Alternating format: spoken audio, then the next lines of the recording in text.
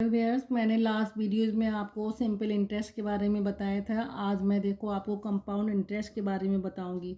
Simple interest में मैंने आपसे कहा था कि अगर आप जो भी मनी जो बोरो करते हैं, मान लो आप 3 इयर्स के लिए कर रहे हैं या 4 इयर्स के लिए कर रहे हैं, तो आपको रेट ऑफ इंटरेस्ट जो है आपका जो भी लगेगा रेट ऑफ इंटरेस्ट, तो हमेशा प्रिंसिपल जो है आपका सेम रहेगा, प्रिंसिपल कभी चेंज नहीं होगा। ठीक है। कंपाउंड इंटरेस्ट में क्या होता है जनरली, जो वो तो रही सिंपल इंटरेस्ट की बात। अगर हम बैंक है, पोस्ट ऑफिस है या इंश्योरेंस कंपनीज हैं, ठीक है, ये हमारी जो अमाउंट है बैंक में रखी है, आप जो भी मनी डिपॉजिट करते हैं बैंक में, तो उसमें क्या होता है, मनी को जब डिपॉजिट करते हैं तो वो कभी भी सिंपल इंटरेस्ट पे नहीं लगाती। वो आपकी जो मनी है उस पर क्या लगता है, कंपाउंड इंटरेस्ट लगता है। ठीक है। और कंपाउंड इंटरेस्ट के बेस पे ही वो आपकी मनी जो है हमेशा इंक्रीज होती रहती है। इट मीन्स आपका हर साल जो प्रिंसिपल सिंपल इंटरेस्ट में क्या था, हमेशा सेम चल रहा था, वो कंपाउंड इंटरेस्ट में क्या होगा, आपका प्रिंसिपल जो है वो हमेशा हर साल चेंज होता रहेगा। ठीक है। तो देखो इसमें क्या होगा, कंपाउंड इंटरेस्ट में सपोज आपके पास कोई बैंक है, कुछ भी चीज़ है, आप बैंक में गए हैं, बैंक में देखो आपकी मनी ये रही। मैं एक एग्जांपल देती हूँ, ये है बैंक कहो या पोस्ट ऑफिस कहो। ठीक है। ये है पोस्ट ऑफिस है, आपने इन जगहों पर अपनी मनी को क्या करा है, डिपॉजिट करा है। ठीक है। मैं आपको एक एग्जांपल से समझाती हूँ कि सिंपल इंटरेस्ट क्या है और कंपाउंड इंटरेस्ट क्या है। तो सपोज आपने कितनी मनी को आपने डिपॉजिट किया है यहाँ पे, 10,000। ठीक है। ये रहा 10,000 मनी आप डिपॉजिट कर रहे हैं। इट मीन्स ये आपकी क्या है, प्रिंसिपल है। ये क्या है, प्रिंसिपल है। ठीक है।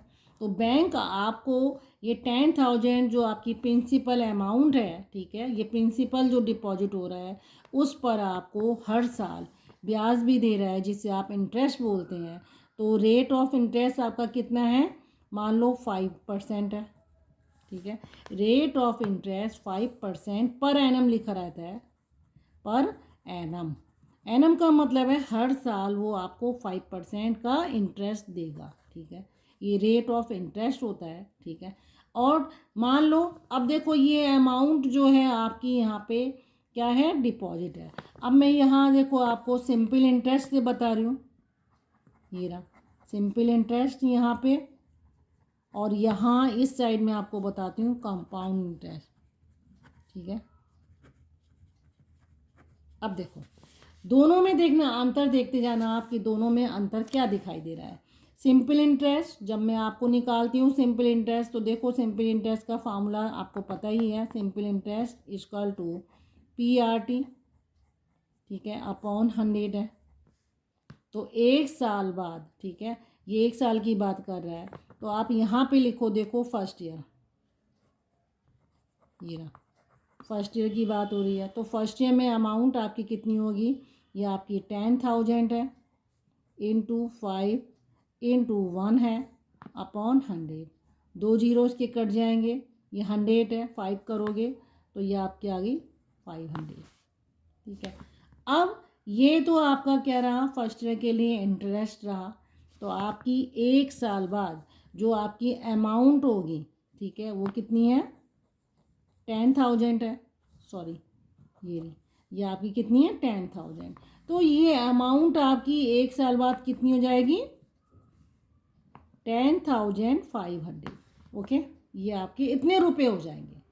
अगर हम कंपाउंड इंटरेस्ट की बात करते हैं, तो कंपाउंड इंटरेस्ट में भी देखो पहले साल तो आपकी फर्स्ट ईयर जो है, ये after first year, after first year, तो जो अमाउंट होगी आपकी फर्स्ट ईयर में भी, क्योंकि कंपाउंड इंटरेस्ट भी पहले साल के लिए तो ऐसे ही निकालेंगे, ठीक है, इसी से निकालेंगे, तो उसकी अमाउंट भी आपकी कितनी होगी आफ्टर फर्स्ट ईयर, अमाउंट कितनी हो जाएगी आपकी 10,500। पहले साल सिंपल इंटरेस्ट जो लगाया तो उससे अमाउंट इतनी ही आएगी। कंपाउंड इंटरेस्ट में भी अमाउंट पहले साल तो वही रहेगी, लेकिन अगर मैं सेकेंड ईयर की बात करती हूँ, आफ्टर सेकेंड ईयर, ठीक है, तो यहाँ सेकेंड ईयर में क्या होगा, आपकी जो P है हमेशा यही रहेगी। ठीक है, हमेशा इसी पे ब्याज चढ़ेगा, जो भी चढ़ेगा। तो आपका सेकेंड ईयर के बाद अमाउंट कितनी हो जाएगी, हर साल आपको यही मिलता जाएगा, ठीक है, यही इंटरेस्ट मिलेगा आपको हर साल, आपका इंटरेस्ट कहीं नहीं बढ़ेगा। और प्रिंसिपल अमाउंट आपकी ये है, ठीक है। तो वो आपको क्या करेगा, प्रिंसिपल आपका यही रहेगा। अब आपको 2 साल बाद आपको क्या करेगा, अमाउंट आपकी कितनी कर देगा, ये वाली अमाउंट है, ठीक है, इसी में 500 रुपीज़ वो जोड़ देगा। तो इसमें आपको क्या करेगा, फिर से इंटरेस्ट जोड़ देगा 500 रुपये का।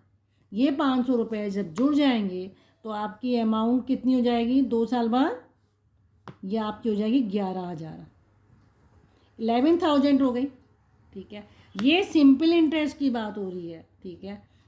अगर इसी को मैं आपसे कहूँ आफ्टर थर्ड ईयर, तो थर्ड ईयर भी वही होगा, 3 साल बाद वो इस अमाउंट पर 500 रुपये वो जोड़ते जाएंगे, ठीक है।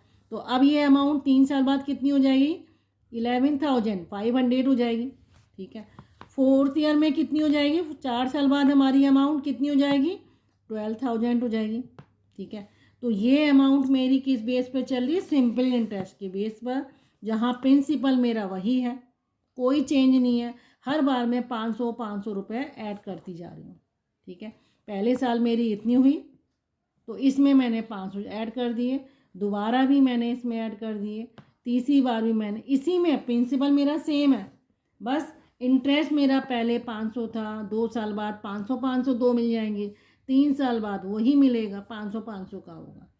यहाँ क्या होगा, पहले साल 1 साल बाद आपकी अमाउंट अगर इतनी है तो सेकेंड ईयर की जब हम बात करते हैं आफ्टर सेकेंड ईयर, तो वो अमाउंट आपकी, देखो ये जो अमाउंट बनी है पहले साल की, ये आपकी क्या बन जाएगी, प्रिंसिपल, ठीक है, बन गई principal, into rate of interest कितना है आपका 5% है, और इनटू फिर 1 साल के लिए है, अब अपॉन 100 कर दो आप, तो ये 2 कट जाएंगे।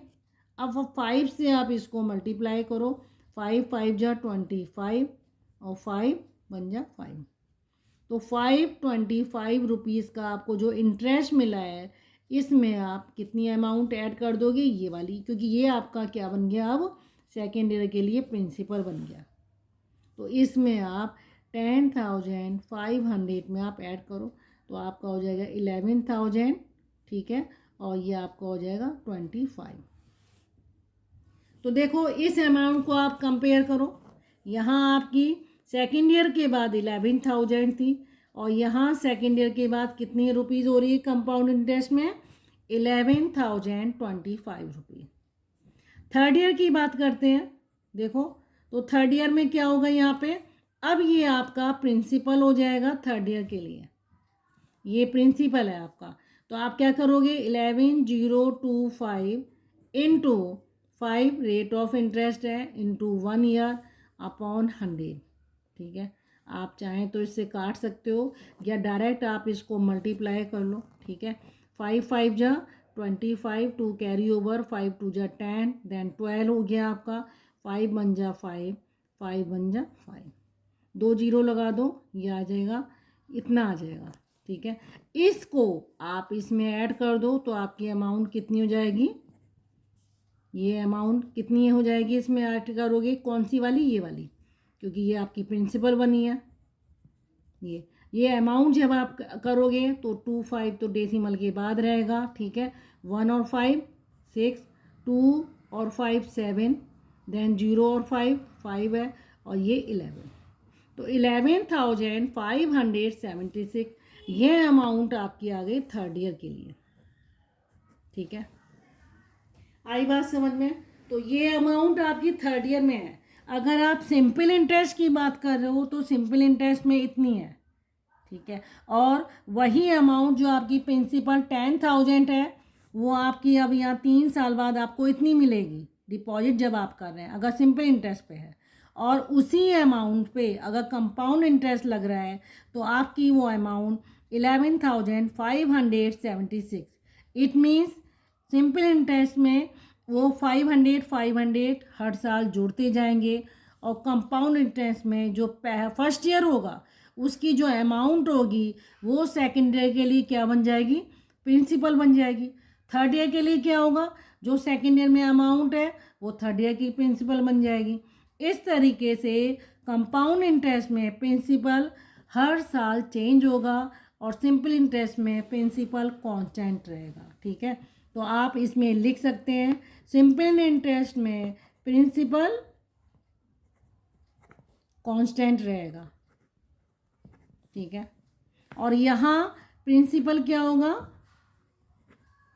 यहाँ प्रिंसिपल चेंज एवरी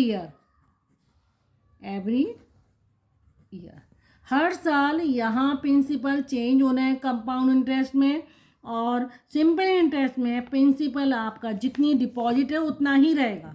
ठीक है, रेट ऑफ इंटरेस्ट और जो टाइम है आपका वो ऐड होता चले जाएगा, लेकिन आप सेकेंड ईयर के लिए भी जो सिंपल इंटरेस्ट निकालेंगे वो इसी पे निकालेंगे, हर साल आपका वो इसमें जुड़ता जाएगा। ठीक है, 500 रुपये का इंटरेस्ट आपका हर साल 500 ही आना है, सिंपल इंटरेस्ट में चेंज नहीं होगा, वो 500 ही रहेगा। ठीक है, और यहाँ आपका क्या होगा, इंटरेस्ट हर साल इंक्रीज़ होगा।